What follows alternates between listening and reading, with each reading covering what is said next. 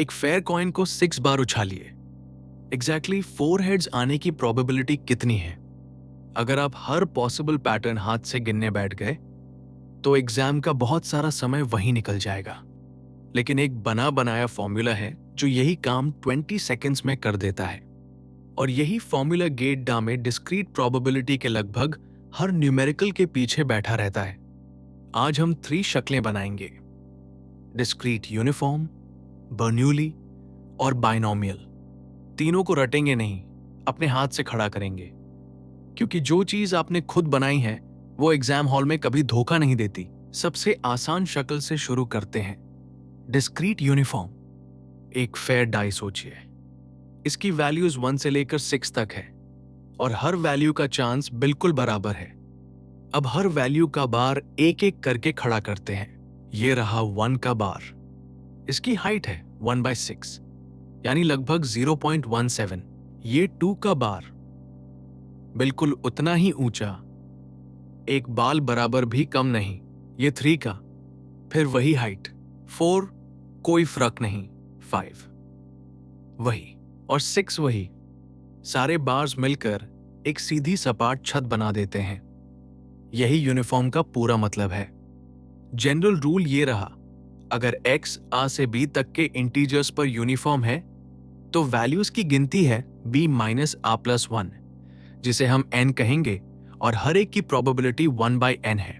अब इस शेप के 2 नंबर्स, x यूनिफॉर्म है a से b तक और वैल्यूज की गिनती n है, यानी b minus a plus 1, her value की प्रोबेबिलिटी 1/n है। बस इतनी ही इसकी पूरी डेफिनेशन है। मीन निकालना आसान है क्योंकि ये डिस्ट्रीब्यूशन बिल्कुल सिमेट्रिक है। बैलेंस पॉइंट ठीक बीच में बैठेगा, यानी a plus b whole divided by 2। Fair die में 1 प्लस 6/2 यानी 3.5। गौर कीजिए, ये वैल्यू डाई पर छपी ही नहीं है और ये बिल्कुल ठीक है। मीन का किसी एक्चुअल आउटकम पर होना जरूरी नहीं। वेरिएंस का फॉर्मूला है n² minus 1 whole divided by 12। Die पर n है 6, तो 36 माइनस 1 बटा 12 यानी 35/12। ये लगभग 2.92 निकलता है। इसे याद रखने का सबसे साफ तरीका यह है कि ये सिर्फ n पर निर्भर करता है। वैल्यूज कहां से शुरू होती हैं इससे कोई फर्क नहीं पड़ता, क्योंकि पूरे सेट को खिसका देने से फैलाव नहीं बदलता। अब दूसरी शक्ल, और असल में यही सबसे बुनियादी है। एक साधारण टॉगल स्विच सोचिए। वो या तो ऑन है या ऑफ, कोई तीसरी हालत है ही नहीं।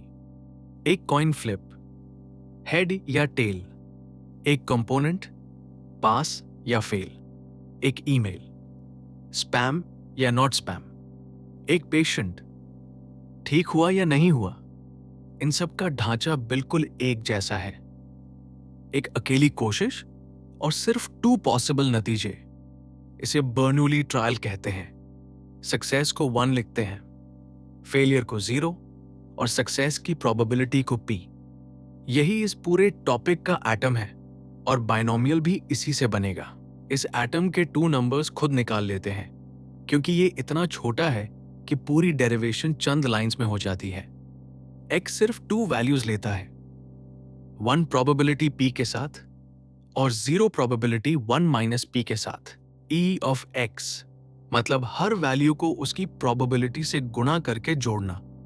0 into 1 minus p plus 1 into p। पहला टर्म पूरा गायब हो जाता है और बचता है सिर्फ p। तो बर्नूली का मीन है p। अब e ऑफ x स्क्वायर। यहां एक बहुत प्यारी बात होती है, 0 का स्क्वायर 0 ही है और 1 का स्क्वायर 1 ही है, यानी x स्क्वायर बिल्कुल x जैसा ही बिहेव करता है। इसलिए e ऑफ x स्क्वायर भी p ही है। अब वेरिएंस का फॉर्मूला लगाइए, e of x square minus e of x का स्क्वायर, यानी p minus p square. p बाहर निकाल लीजिए तो मिलता है p इंटू 1 माइनस p। यही बर्नूली का वेरिएंस है और यही आगे पूरे बाइनोमियल का वेरिएंस खड़ा करेगा। इस वेरिएंस को सिर्फ रटिए मत, महसूस भी कर लीजिए। हॉरिजॉन्टल एक्सिस पर p है 0 से 1 तक और वर्टिकल एक्सिस पर वेरिएंस। ये रही p इंटू 1 माइनस p की कर्व। एक उल्टा कटोरा दोनों सिरों पर देखिए। जब P 0 है यानी सक्सेस कभी होता ही नहीं, तो नतीजा हमेशा एक ही है, इसलिए वेरिएंस 0। और जब P 1 है यानी सक्सेस हमेशा होता है, तब भी नतीजा एक ही है, तो वेरिएंस फिर 0। जहां कोई अनसर्टेनिटी ही नहीं, वहां कोई फैलाव भी नहीं। और सबसे ऊंचा पॉइंट यहां है, P बराबर 0.5 पर, जहां वेरिएंस है 0.25। ये बात एग्जाम में सीधे काम आती है। बर्नौली का वेरिएंस 0.25 से ज्यादा हो ही नहीं सकता, चाहे P कुछ भी हो। सबसे ज्यादा अनप्रिडिक्टेबल एक फेयर कॉइन ही होता है। अब तीसरी शक्ल, और इसे भी हम अपने हाथ से बनाएंगे। एक लंबी कतार में n लॉकर्स हैं और उनमें से ठीक के खुले हुए हैं, बाकी सब बंद। सवाल ये है, कौन से के खुले हैं? ये कितने अलग अलग तरीकों से हो सकता है? यही तो NCK है जो हमने काउंटिंग वाले लेसन में बनाया था। और यहां सबसे नाजुक बात यह है, ऐसे हर पैटर्न की प्रोबेबिलिटी बिल्कुल एक जैसी होती है, क्योंकि P हर ट्रायल पर वही रहता है और ट्रायल्स आपस में इंडिपेंडेंट हैं। तो कुल प्रोबेबिलिटी बनेगी एक पैटर्न की प्रोबेबिलिटी गुणा ऐसे पैटर्न्स की गिनती। तो अब फॉर्मूला बनाते हैं। हालात ये हैं, n ट्रायल्स, हर ट्रायल इंडिपेंडेंट और हर ट्रायल पर सक्सेस की प्रोबेबिलिटी वही P। X गिनता है कि कुल कितनी बार सक्सेस हुआ। पहले एक फिक्स्ड पैटर्न की प्रोबेबिलिटी, मान लीजिए पैटर्न तय है, कौन सी ट्रायल्स में सक्सेस हुआ ये पहले से लिखा हुआ है, तब के सक्सेसेस हैं, हर एक P देता है, और n-k फेलियर्स हैं, हर एक 1 - P देता है। इंडिपेंडेंट होने की वजह से सब गुणा हो जाते हैं, तो मिलता है P की पावर k इंटू 1 - P की पावर n-k। अब दूसरा सवाल, और यही असली सवाल है, ऐसे पैटर्न्स कितने हैं? n ट्रायल्स में से k को सक्सेस चुनना है, तो जवाब है n, c, k दोनों को मिला दीजिए। हर पैटर्न की प्रोबेबिलिटी एक जैसी है, इसलिए बस गिनती से गुणा कीजिए। यही बाइनोमियल की प्रोबेबिलिटी मास फंक्शन है। और एक सुकून देने वाली जांच, k बराबर 0 से n तक इन सारी प्रोबेबिलिटीज को जोड़ दीजिए, तो जवाब ठीक 1 आता है, क्योंकि यह बाइनोमियल थ्योरम का ही एक्सपेंशन है। कुछ भी छूटा नहीं। इस फॉर्मूला को मान मत लीजिए, हाथ से गिनकर देख लीजिए। n बराबर 3 लेते हैं, S मतलब सक्सेस, F मतलब फेलियर। कुल सीक्वेंसेस हैं 2 की पावर 3 यानी 8। इन्हें सक्सेसेस की गिनती के हिसाब से बांटते हैं। 0 सक्सेसेस, सिर्फ एक सीक्वेंस FFFF, और 3C0 भी 1 ही है, 1 सक्सेस। SFF, FSFFS, कुल 3 सीक्वेंसेस, और 3C1 भी 3 है, 2 सक्सेसेस। SSF, SFS, फिर 3 सीक्वेंसेस, 3C2 भी 3 है, 3 सक्सेसेस। सिर्फ SSSS, 3C3 बराबर 1। अब गिनती जोड़िए, 1 + 3 + 3 + 1 बराबर 8, ठीक उतने ही जितने कुल सीक्वेंसेस थे। कुछ भी दोबारा नहीं गिना, कुछ भी छूटा नहीं। यही NCK हमारे फॉर्मूला में बैठा हुआ है, और यही वो हिस्सा है जिसे जल्दबाजी में लोग गिरा देते हैं। अब इसे बॉक्स में रख लीजिए, और साथ में वो 3 शर्तें भी, जिन्हें फॉर्मूला लगाने से पहले हर बार जांचना है। पहली, ट्रायल्स की संख्या n पहले से तय हो, आप चलते चलते तय ना करें। दूसरी, ट्रायल्स आपस में इंडिपेंडेंट हों, यानी एक का नतीजा दूसरे को ना बदले। तीसरी, सक्सेस की प्रोबेबिलिटी P हर ट्रायल पर बिल्कुल वही रहे।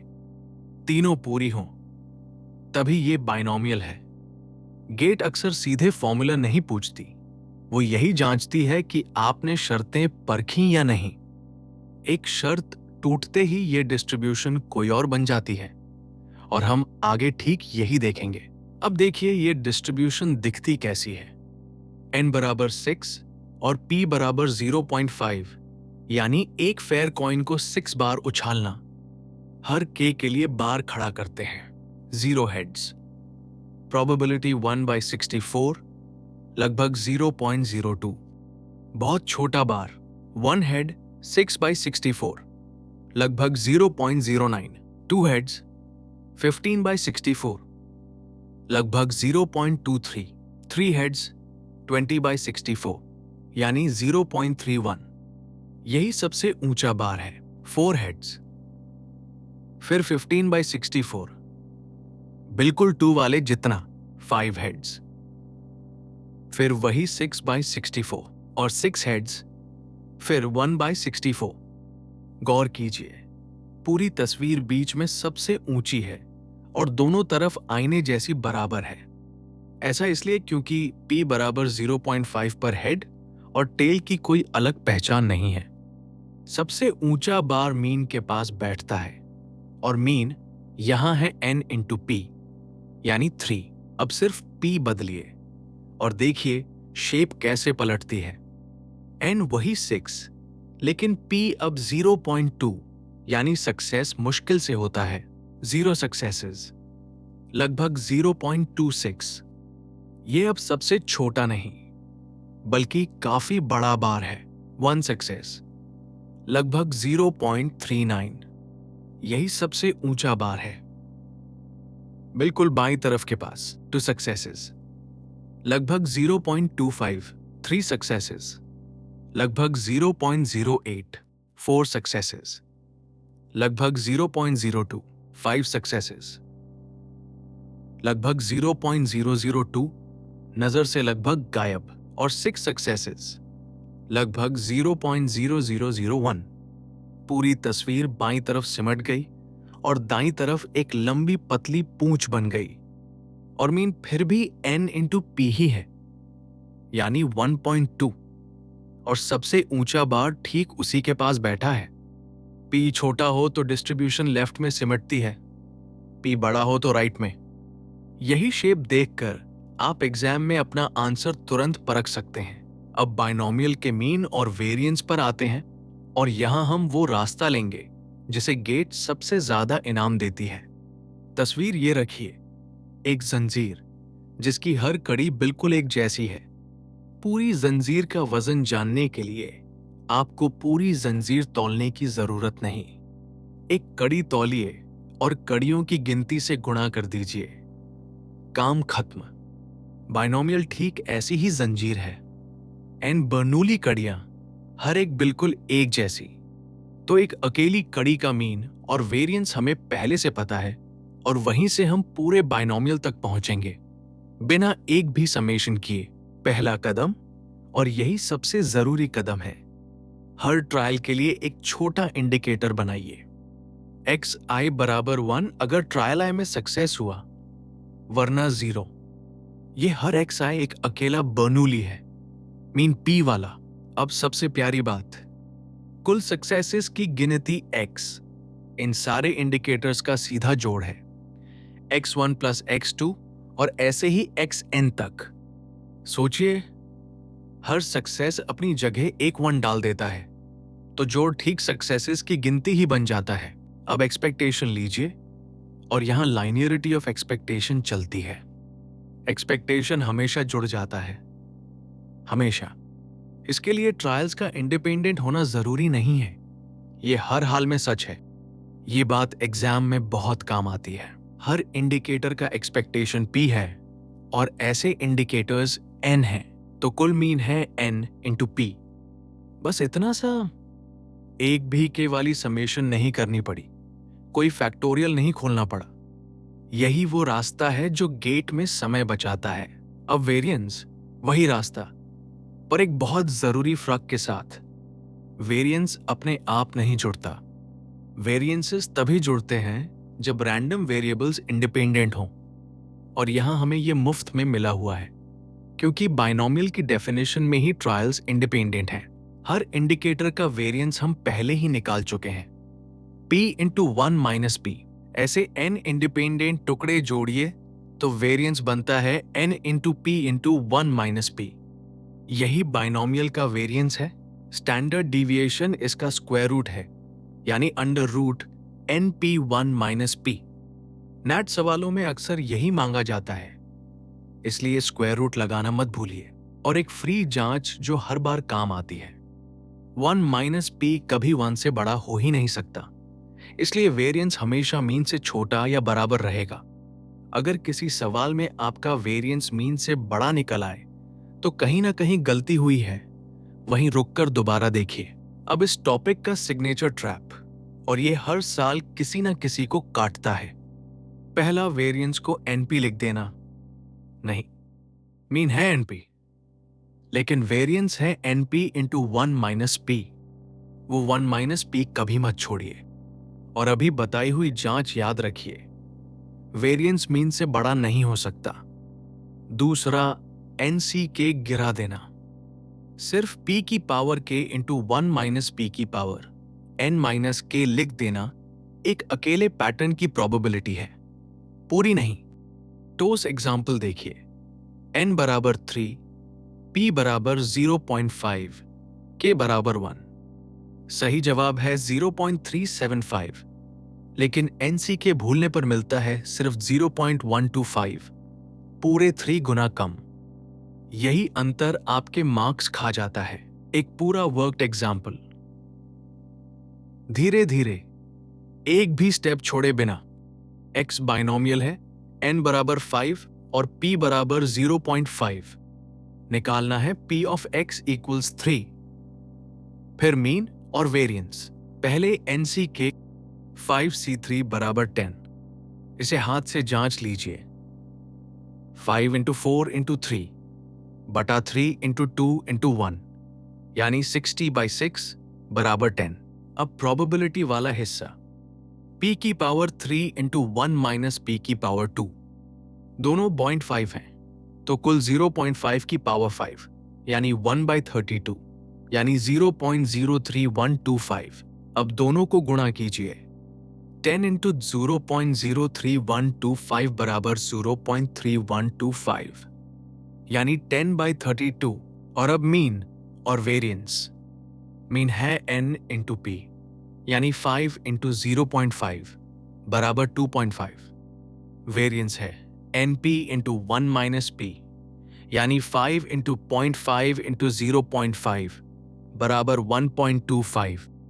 ध्यान दीजिए, वेरिएंस मीन से छोटा है। जांच पास हो गई।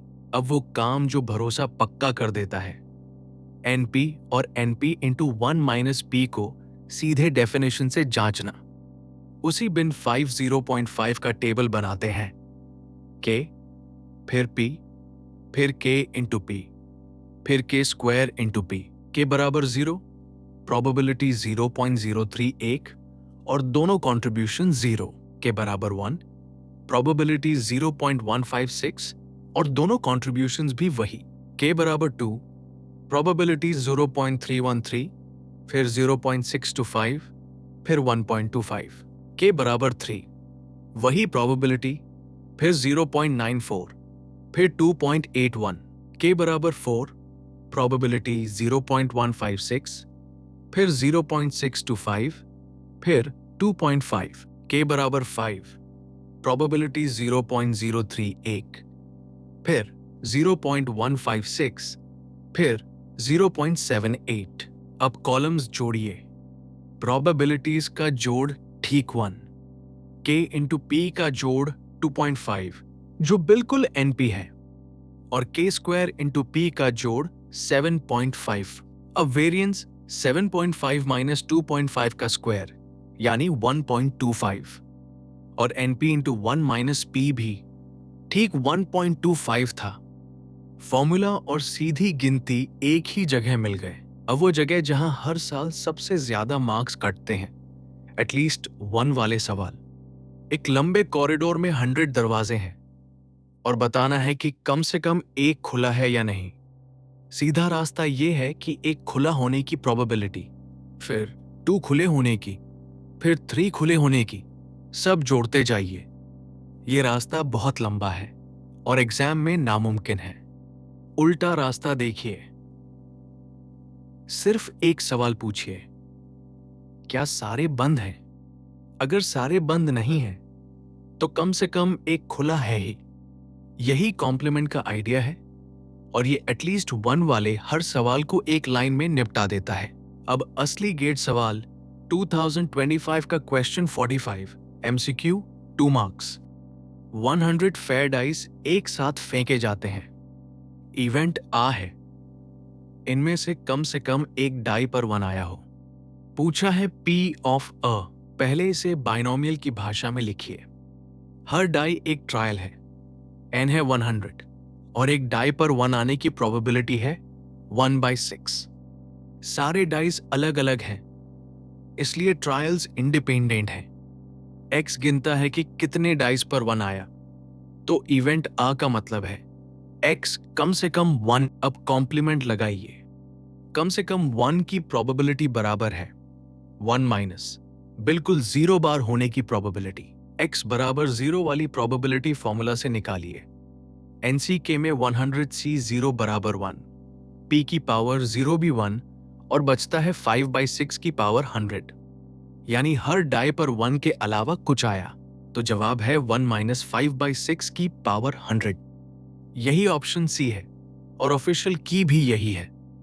ये वैल्यू 1 के बहुत करीब है। 100 डाइस में एक भी 1 न आना लगभग नामुमकिन है। सबक साफ है, एटलीस्ट 1 दिखते ही कॉम्प्लीमेंट उठाइए, जोड़ना शुरू मत कीजिए। और अब आखिरी सबसे जरूरी जांच, कब यह बाइनोमियल है ही नहीं। 4 हालात एक साथ देखिए। पहली, एक डेक से 5 कार्ड्स निकाली जाती हैं। हर बार कार्ड वापस रखकर और x गिनता है कितनी रेड निकली। ये बाइनोमियल है, n तय है, हर ड्रॉ इंडिपेंडेंट है और रेड की प्रोबेबिलिटी हर बार वही हाफ रहती है। दूसरी, वही 5 कार्ड्स पर बिना वापस रखे, अब बाइनोमियल नहीं है। पहली कार्ड निकलते ही डेक बदल जाता है और P हर ड्रॉ पर हिलता रहता है। इसे हाइपरजियोमेट्रिक कहते हैं। गेट ठीक यही लाइन डालती है, विद रिप्लेसमेंट लिखा है या नहीं, ये पढ़े बिना फॉर्मूला मत उठाइए। तीसरी, कॉइन तब तक उछालते रहिए जब तक पहला हेड न आ जाए और गिनिए कितनी बार उछालना पड़ा। यह भी बाइनोमियल नहीं है, क्योंकि n तय ही नहीं है। n यहां खुद रैंडम है, इसे जियोमेट्रिक डिस्ट्रीब्यूशन कहते हैं। चौथी, 10 अलग अलग कॉइन्स उछालिए जिनका बायस अलग अलग है। n तय है, ट्रायल्स इंडिपेंडेंट भी हैं, पर P हर ट्रायल पर बदल रहा है, इसलिए बाइनोमियल नहीं। एक लाइन में सबक, फॉर्मूला उठाने से पहले तीनों शर्तें बोलकर जांचिए। n fixed, trials independent, P constant. ये जांच 10 सेकंड लेती है और पूरे सवाल को बचा लेती है। समेटते हैं, डिस्क्रीट यूनिफॉर्म में हर वैल्यू का चांस 1/n होता है, मीन बीच का पॉइंट है, और वेरिएंस n² - 1/12। बर्नौली एक अकेली ट्रायल है, mean P variance P into 1 - P, जो P बराबर 0.5 पर सबसे ज्यादा 0.25 होता है। बाइनोमियल n बर्नौली ट्रायल्स का जोड़ है, इसलिए P of x equals k बराबर NCK इंटू P की पावर k इंटू 1 - P की power n - k। Mean NP लाइनियरिटी से आता है और variance NP into 1 - P independence से। एटलीस्ट 1 दिखे तो कॉम्प्लीमेंट, और फॉर्मूला उठाने से पहले तीनों शर्तें जांचिए। अब एक्सरसाइज वीडियो खोलिए और 5 असली गेट सवाल अपने हाथ से हल कीजिए।